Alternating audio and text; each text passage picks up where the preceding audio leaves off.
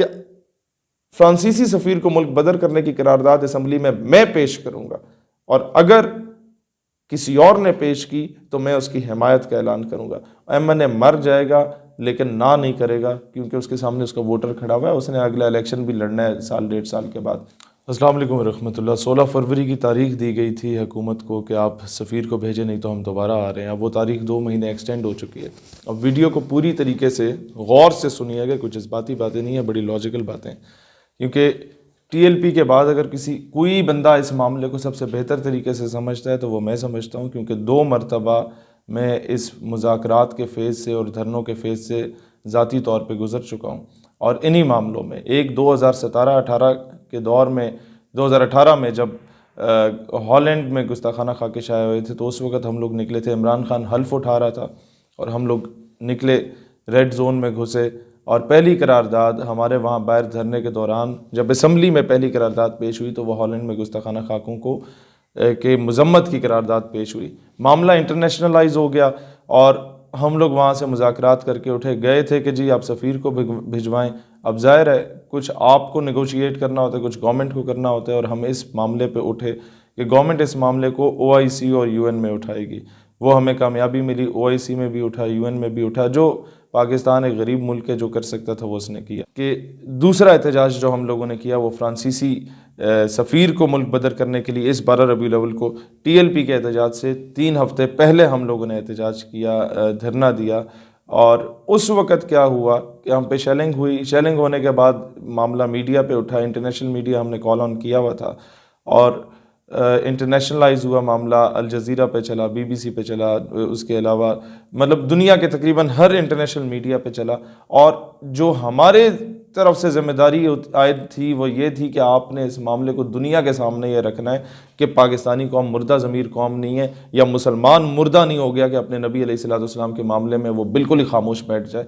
तो मुसलमान उठा, उसने डंडे भी खाए, रबड़ बुलेट्स भी खाई और शेलिंग भी खाई। वो अलग मामला है, ये बयान नहीं किया जा सकता कि हमें सांस आ भी नहीं रही थी। हम लोग सारे जिस तरीके से वो पले बड़े हैं और जिस माहौल में पले बड़े हैं, उसके बाद ये सारा कुछ देखना ये बड़ा मुश्किल काम होता है। अब मामला इंटरनेशनलाइज भी हो गया, दुनिया को भी पता चल गया कि जी ये कोई इस तरह की गुस्ताखी हुई है, और उस पर पाकिस्तान करते अमल बड़ा अच्छा है पाकिस्तान की आवाम का। अब मामला ये था कि या आपने अपनी स्टेट के साथ लड़ाई करनी थी, 2-4 पुलिस वाले मारने थे, 12-14 अपने बंदे आप लोगों ने मरवाने थे, या आप खामोशी से उठ के बॉल जो है वो गवर्नमेंट की कोर्ट में जाके फेंक आएँ कि जनाब हमारी जिम्मेदारी पूरी हुई, अब आप इस मामले को पूरा करें। अब गवर्नमेंट ने हमसे कहा कि मामला हम लोग असम्बली में उठाएंगे। उस वक्त तो हम पे बड़ा एतराज़ हुआ, और हमारी जो शूरा थी स्टेट यूथ पार्लियामेंट की, उसने कहा कि जनाब लोग क्या कहेंगे। मैंने कहा लोग भाड़ में जाएं, लोग क्या कहेंगे। मैं अपनी कौम को अपनी रियासत के साथ लड़वा दूं, मैं इतना बड़ा बेगैरत नहीं हूं कि अपनी लीडरी चमकाने के लिए काम करूं। हम हुजूर अलैहिस्सलाम के लिए आए थे, जो मामला हमने उठाना था वो हम लोग उठा चुके हैं। अब खामोशी से यहाँ से आप लोग उठें। गवर्नमेंट की कोर्ट में अभी बॉल है, उसने हमसे वादा किया है, अब वो उठाती है मामले को या नहीं उठाती, ये गवर्नमेंट और अक़वाम आलम या आलम इस्लाम का मामला हो गया। अच्छा, अब सवाल ये पैदा होता है, जो लोग अभी ये कह रहे हैं कि जी TLP कोई पैसे लेके उठ गई है, TLP जो है वो नेगोशिएट कर गई, उनका भी यही मामला है कि वो क्या अपने वर्कर को उठा के रियासत से लड़वा देते। रियासत तो पहले हुकूमतें जो हैं वो बेवकूफ़ी कर चुकी हैं। हज़ारा किलिंग के मामले में एक तबके को मुल्क से नाराज़ कर चुकी हैं, फिर ये ऐसे ढगे हैं कि इन लोगों ने लाल मस्जिद ऑपरेशन करके दूसरे तबके को मुल्क से नाराज़ कर दिया। अब इनकी ये कोशिश है कि जो तीसरा तबका इस मुल्क का 70-80% है उसको भी रियासत से लड़वा के एंटी स्टेट कर दो, या उसको जो है बागी बना दो। और तो फिर जब आप पे मुश्किल वक्त आएगा तो फिर शहादतें देने के लिए यही लोग होते हैं जो खाइयाँ बेलचे लेके अपने सीने लेके बॉर्डर पे हाजिर होते हैं। खैर, ये हुकूमत की आप समझें कि फेलियर है कि वो ये काम अगर नहीं कर पाती। अब जो सबसे बड़ी कामयाबी आप लोग समझ, ये अवाम नहीं समझती, वो कहती है बस 16 से एक दिन लेट हो गए तो भाई हम पता नहीं क्या हो जाएगा, मर जाएंगे। नहीं होगा भाई।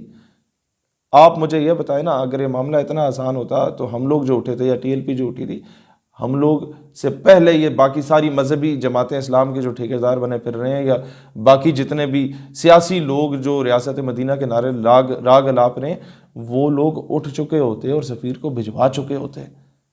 It's hell lot of a difficult task. लेकिन यहाँ पर टेक्निकली क्या 2-3 पॉइंट्स थे जो TLP को करने चाहिए थे। हमारे दोस्त हैं, भाई हैं, और ये मशवरा मैं पब्लिक में इसलिए दे रहा हूँ ताकि पब्लिक को भी समझ आए कि अभी टेक्निकलिटीज़ क्या होती हैं, वो सिर्फ जज्बाती नारे नहीं होते। वो क्या है? नंबर 1, 3 महीने का टाइम था। अभी जब मुज़ाकरात के लिए बैठना था तो आपके पास ये होमवर्क कंप्लीट होना चाहिए था कि फ्रांस में पाकिस्तान के कितने लोग नौकरियां करते हैं, कितने लोग वहाँ पढ़ाई कर रहे हैं। जब हम सफारती ताल्लुकात ख़त्म करेंगे और फ्रांस उन्हें मुल्क बदर करेंगे तो क्या वो चाइना, अमेरिका, रशिया या हमारे बाकी ऐसे ममालिक जिनसे ताल्लुकात कोई थोड़े बहुत गुजारे लायक हैं वहाँ पर स्टेबल हो सकते हैं या नहीं हो सकते? और चाइना बिल्कुल कर लेता, उससे आप ऑफ द रिकॉर्ड अगर ये बात करते। नंबर 2, फ्रांस के साथ जो हमारे दिफाई मामलात या बाकी मामलात चल रहे हैं उसमें कौन सी ऐसी डेवलप्ड कंट्रीज़ हैं दुनिया की जिनके साथ हम लोग वो फला चीज़ों के इंजन्स ले सकते हैं? मैं इनडायरेक्टली बता रहा हूँ, आपको कोई मसला नहीं था। हमारे ये इदारों में सारे काफिर नहीं बैठे हुए होते, यहाँ पर बड़े दर्द दिल रखने वाले हुजूर के इश्क में लबरेज ऑफिसर्स भी मौजूद होते हैं। आपने 2-3 सबसे पहला काम क्या करना चाहिए था? अब भी मौका है, 2 महीना मजीद एक्सटेंड हो गया। 2-3 रिटायर्ड आर्मी ऑफिसर लें, 2-3 रिटायर्ड ब्यूरोक्रेट्स लें, उनको अपनी तंजीम में शूरा में बेशक ना रखें। अगर आपको डर है कि जी खबरें लीक करेंगे, उनकी एक अलग शूरा बनाएं जिसका काम सिर्फ ये हो कि राय आमा को हमवार करे आपकी फेवर में, नंबर 1। एंड नंबर 2, पढ़े लिखे तबके को आपकी फेवर में लाए, जो तबका इमरान खान के इर्द गिर्द घूम रहा होता है। फैसले उसी ने करने होते हैं, हम लोग सिर्फ नारे लगा सकते हैं। तीसरा काम क्या होगा कि वो अपने सर्विंग कोर्समेट से जाके मिलें जो लोग अभी इस वक्त फौज में या ब्यूरोक्रेसी में, और उनसे पहले तो पूछें कि भाई अगर तो हम इस सफ़ीर को निकालते हैं तो कौन कौन से ऐसे ममालिक हैं जिनसे हम लोग वो चीज़ें ले सकते हैं जो हम अभी फ्रांस से ले रहे हैं, जिसके बगैर हमारा सर्वाइवल मुश्किल हो चुका है। ये काम बड़ा टेक्निकली किया जा सकता है लेकिन नामुमकिन नहीं है, और ये पॉसिबल भी है। चौथा काम जो प्लान बी हमने सोचा था लेकिन उसके बाद क्योंकि हमें मौका नहीं मिला, टीएलपी आई, तो हमने कहा अभी हम बीच में नहीं पड़ते ये प्लान बी के खाते में, क्योंकि ना मामला फिर टीएलपी के हाथ में रहना है ना हमारे हाथ में रहना है, और या आपस में वर्कर जो है वो लड़ के बैठ जाएगा। तो हम लोगों ने ये कहा कि नज़रिए के लिए कोई भी निकले हम उसके पीछे होंगे। वो प्लान बी मैं अभी टीएलपी के सामने रख रहा हूँ, अगर आपको बेहतर लगे इसे अपना लें। हम लोगों ने खैरी अपने लिए रखा हुआ है। वो ये है कि अगर अभी अप्रैल की जो तारीख आपको दी गई है उसमें भी गवर्नमेंट ये कहती है कि जनाब शायद पॉसिबल ना हो, हम लोग मर जाएंगे, भूखे हो जाएंगे, तो आपके सबसे आसान काम ये है, असम्बली में तो मामला अभी भी जा सकते हैं। एक एमएनए से आप जाके मिलने, वो असम्बली में करारदाद पेश करे, हो सकता है। लेकिन उसके लिए होमवर्क क्या है? वो ये है 2 रास्ते। नंबर 1, एक आप अपना डेलीगेशन बनाएं, उसमें अगर हेल्प आउट आपको चाहिए तो हमारे लोग जो इन चीज़ों को बेहतर तरीके से समझते हैं, वो नौजवान तैयार हैं, पढ़े लिखे तबका है जो सही तरीके से कन्विंस करना जानता है, वो आपका साथ देगा। वो वफ्द पाकिस्तान के हर पॉलिटिकल पार्टी की लीडरशिप को जाके मिले और उससे जाके कन्विंस करे कि मामला ये हमारा या किसी मौलवी या पीर का नहीं है, ये पूरी उम्मत मुस्लिमा का मामला, नामूस रिसालत का मामला, लिहाजा ये करारदाद आप पेश करें और मुतफ़िका तौर पे मंजूर हो, इस पे कोई पॉलिटिक्स ना हो।